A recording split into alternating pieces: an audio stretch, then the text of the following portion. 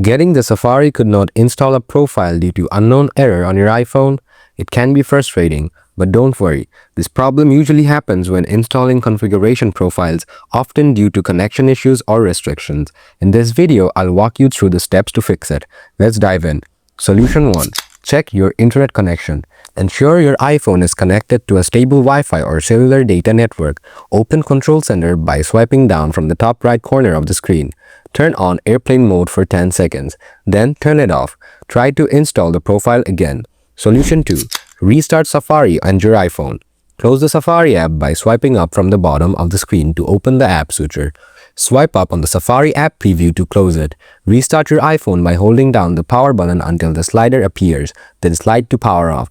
Once your iPhone has restarted, try installing the profile again. Solution 3. Clear Safari cache and website data. Open Settings on your iPhone. Scroll down, tap Apps. Scroll down and find Safari. Scroll down and select Clear History and Website Data. Confirm your action by tapping Clear History and Data. Try installing the profile again. Solution 4. Check for restrictions.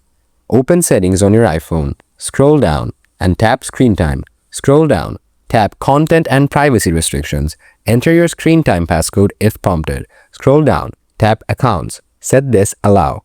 Solution 5. Update iOS. Open Settings on your iPhone. Tap General. Tap Software Update. If an update is available, tap Download and Install. Once updated, try installing the profile again. These steps should help you fix the Safari could not install a profile due to unknown error on your iPhone.